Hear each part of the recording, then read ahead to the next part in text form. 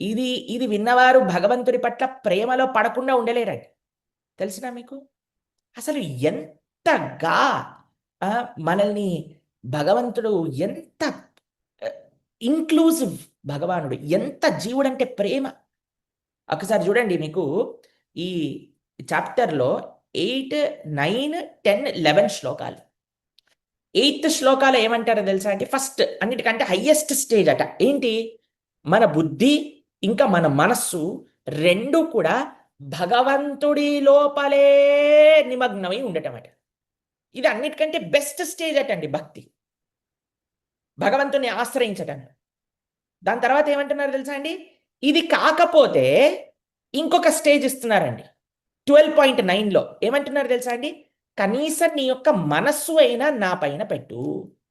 ఎలా? ఇంటెన్షనలీ అనంటే నువ్వు సాధన ద్వారా. మనకి సాధన అనేది చాలా ముఖ్యం అండి. సాధన అంటే ఏంటండి? మనం ప్రొద్దున పూట ఈరోజు చేసుకున్నాం భగవన్నామ జపము, భగవంతుడి గురించి వినటము, భగవంతుడి యొక్క శ్రీ విగ్రహ ఆరాధన చేసుకోవటము, భాగవతుల యొక్క సాంగత్యంలో భాగవతం వినటము, ఇవన్నీ కూడా సాధన. ఎప్పుడైతే ఈ సాధన చేస్తామో మన మనస్సు ఆటోమేటిక్గా మనం భగవంతుడి వైపుకి వెళ్తుంది. ఇదేంటి? అన్ఇంటెన్షనల్గా, అబ్జర్వ్డ్గా 24/7 భగవంతుడి గురించే ఆలోచించడం. ఆ స్థితి లేకపోతే ఒక్క స్థితి డౌన్. అయ్యా, సాధన ద్వారా అయినా సరే నీ మనసు ఎక్కడికి వెళ్తున్నా సరే దాన్ని లాగి నా యందు పెట్టు. ఇది రెండవ స్టేజ్ అండి. సరే, ఇది కూడా చేయకపోతే ఇంకో స్టేజ్ భగవంతుడు కిందికి దిగి వచ్చాడు. ఏంటో తెలుసా? అయ్యా, నీ మనస్సుని కానీ నువ్వు పెట్టకపోతే కనీసం నా కోసం పని చెయ్యి, నా కోసం చెయ్యి కర్మలు, నాకు సేవగా చెయ్యి, ఏదో ఒక సేవలో నిమగ్నము.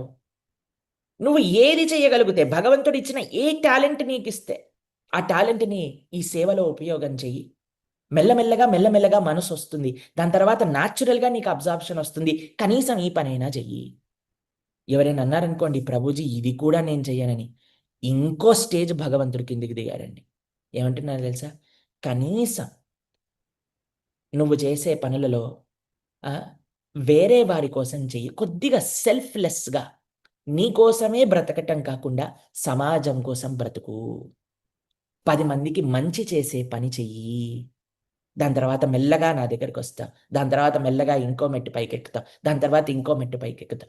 ఎంత ప్రేమండి భగవంతుడి కంటే మనం. ఒక్కొక్క మెట్టు ఇచ్చారండి. ఇది అన్నిటికంటే హయ్యెస్ట్. మనసు, బుద్ధి మొత్తం కూడా ఎల్లప్పుడు నా వద్దే ఉండాలి. చేయలేవా తండ్రి?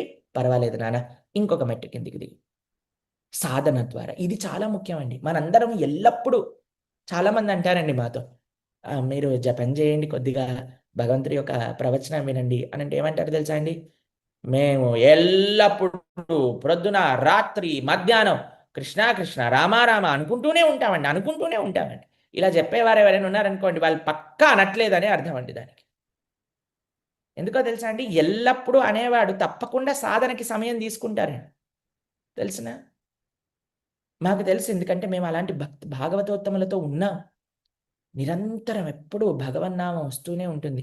కానీ ప్రొద్దున పూట వచ్చి వారి యొక్క సాధన ఎప్పుడు కూడా స్ట్రిక్ట్‌గా చేస్తారు. కాబట్టి మనం ప్రయత్నపూర్వకంగానైనా సరే మన మనస్సుని భగవానుడి వైపు నడిపిస్తూ ఉండాలండి. అది చాలా ముఖ్యమైనది మనకి సాధన. సాధన చేయలేవా? పర్వాలేదు, సేవ చెయ్యి. నీకు ఏమొస్తే అది చెయ్యి నాన్న. లేదండి, ఇది కూడా నాతోటి అవ్వదండి, చేయలేనండి సేవ.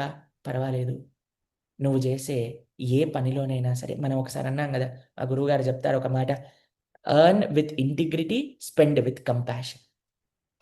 శీల ప్రభుపాదులు వారు చూడండి, మనకి వీటన్నిటికీ కూడా మార్గాన్ని ఇచ్చారండి. మనకి మన భక్తి సాంప్రదాయ ఆచార్యులందరూ వీటన్నిటికీ మార్గాలు ఇచ్చారండి మనకి. అన్నిటికంటే గొప్ప విషయం, మనసు, బుద్ధి ఎల్లప్పుడూ భగవంతుడి యొక్క చింతన. ఎలా అండి? మనం నిరంతరము భగవంతుడి భక్తుల యొక్క సాంగత్యంలో ఉండి నిరంతరము భగవత్ కథాశ్రవణం చేస్తూ సాధన చేస్తూ పర్ఫెక్ట్ అవుతే ఆ స్థితికి వెళ్తాం.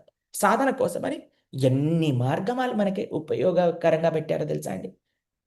ఆలయాలు,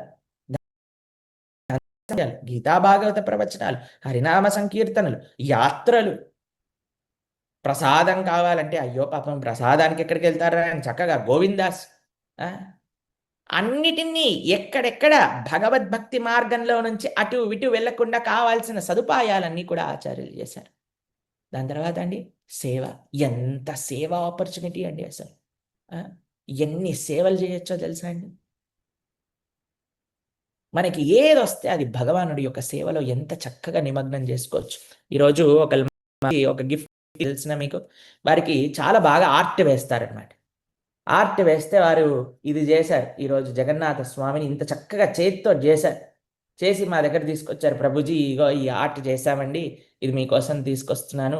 ఇలాంటివి చక్కగా చేసి భగవంతుడి యొక్క సేవలో భగవంతుడు ఇచ్చిన ఈ టాలెంట్ని ఉపయోగించుకోవాలి అని చెప్పారు. కాబట్టి ఏది మనకి భగవంతుడు ఇస్తే దాన్ని మనం భగవంతుడి యొక్క సేవలో వినియోగం చేసుకోవటం అనేది చాలా ముఖ్యమైనది.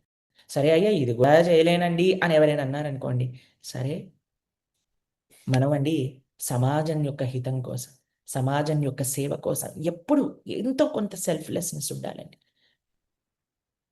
ఆలయంలో అన్నీ జరుగుతాయండి. మా ఆదిలాబాద్లో సమాజ యొక్క సేవా కార్యక్రమం కూడా జరుగుతుందండి. ఎందుకంటే ఆ సెల్ఫ్లెస్, సమాజానికి ఏదో మనం చెయ్యాలి అనే ఒక భావన కూడా మన లోపలికి రావాలి. మీరు కూడా చూడండి ఎలాంటి కార్యక్రమం మనం అక్కడ నిర్వహిస్తున్నాం అనేది. హరే కృష్ణ. ఆదిలాబాద్లో ఎన్నో చిన్న చిన్న గ్రామాలు ఆది